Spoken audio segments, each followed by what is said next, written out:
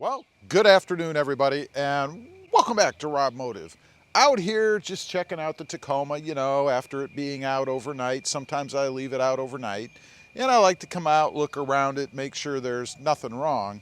Unlike my Jeep Gladiator over here, who developed a scratch in it seemingly overnight. I'm hoping that actually happened in a parking lot and not here at my own house.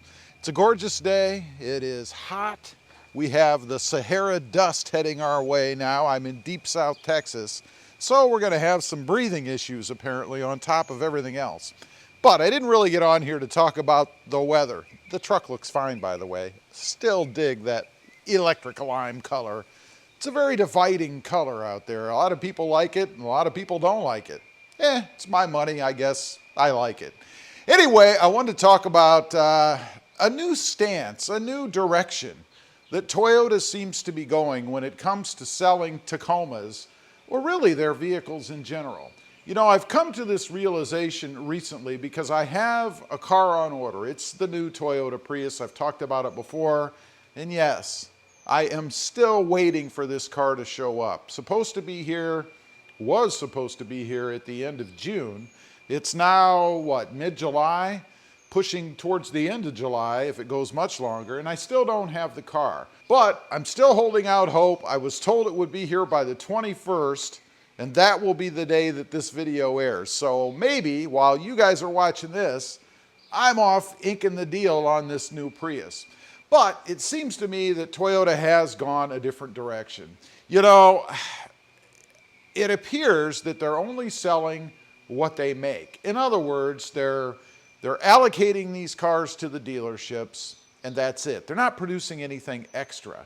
Now, some people would argue, well, that's due to demand. People are just snapping them up as soon as Toyota can produce them, and they just can't produce them fast enough. Well, I would say that was true 3 years ago. I mean, during the big sickness and everything that was going on with chips and everything else. But 3-4 years later, to still be having the same troubles, I find that hard to believe, especially since I see other manufacturers out there producing more vehicles. And I say that because I pay attention to the lots when I drive by, or just get online and take a look around. I'll give you a couple of examples. Jeep, with their Jeep Gladiator. Every time I go by the lot or I get online and look, I see several of them, 15, 20, something like that. These are vehicles that are sitting on the lots that the dealership has that aren't sold. None of this sale pending, build phase, in transit, none of that garbage. Same thing with Fords. I drive by a Ford dealer frequently when I'm heading towards the Walmarts, and they have new trucks on the lot now. They seem to have recovered. Now, I'm not going to sit here and say that they've got hundreds of them. It's not like that yet. But many, many more than what I'm seeing when it comes to Toyotas. Now, I know the first thing that people are going to say is, well, that's because they're Fords and they're Jeeps. Yeah, I know. But there are people out there who are enthusiasts for every vehicle that's made, right? I mean, Ford has its loyal following. Chevy has its loyal following. Jeep has its loyal following. So they're in demand. I think Toyota has just adopted a philosophy that they're going to only produce what they can get rid of in allocation. Now, from a business standpoint, that can be a smart thing because obviously you want to sell exactly the number that you make. The problem is when you're not making enough to meet demand. People go other ways. I mean, if you need a truck right now, and you can't buy a Toyota Tacoma and you want something new, then you're going to buy something else. Let's say, for example, that you run a business. You depend on your truck for that business, and the truck that you have is on its last leg. You can't go any longer. Well, you can't wait for allocation. You can't wait for Toyota's notification on the website to change from build phase to in transit to delivered. And then there's money.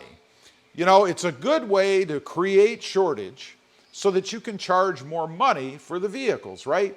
Price increases, dealer add-ons, market adjustments. I'm still seeing those. We're seeing them on other Toyota products right now. I'll use the Prius as an example. What Toyota is doing there is they're adding options on. They're almost trying to justify a higher price by actually giving you something, which isn't totally bad. I mean, if I have to pay more money, I have no choice. I would prefer to get something for it rather than just hand $5,000 or whatever over to the dealer just for the privilege of buying their vehicle. I don't know, just seems to be the way that it's going. And I've got to say, people started talking about this maybe a couple of years ago, that this is what manufacturers were going to do. It was going to be the new normal. And I disagreed, because I'm of the belief that you want to sell as many widgets as you can, in this case Toyota Tacomas.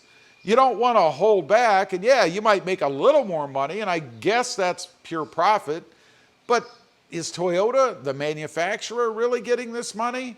No, it's the dealerships. They're the ones that are adding the markups and things, until this recent change in philosophy of adding parts.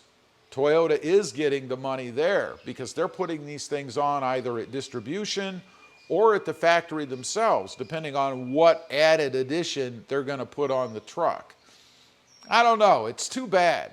It's going to be interesting to see. We have the new redesigned 2024 Tacoma coming, and I would think Toyota's going to want to go all out with that truck, production-wise, because it would make sense to me that when you have a new model, you want to get it out there. You want to make it available. You don't want to hold back, particularly when you are the #1 mid-size seller of trucks. I don't know why Toyota would hold back, and I think proof is going to be in the pudding once they actually have this truck available. Are we going to see a glut in the market? All of a sudden, is manufacturing going to be better? Are parts going to magically be available, you know, chips and stuff like that? I don't know. It's going to be very interesting for me to see. And I think if that is the case, then it is true. Toyota has created this shortage within their own manufacturing to kind of bump up profits. And they might be doing that to help the dealers out a little bit as well. I mean, think about it. The dealerships are the ones that push their products. The dealerships suffered during the big sickness and chip shortage. So maybe this is a way for Toyota, you know, the old buddy-buddy nod, to get the dealerships a little bit more money in the short term to kind of offset what they lost during all of the problems that we had recently. I don't know. Leave a comment. Let me know what you think. Is Toyota creating this shortage? Is it artificial? Or are we still suffering from the same problems that we had before? I'd be curious to know what you think. Leave a comment. Thanks for watching. Stay safe out there. Bye.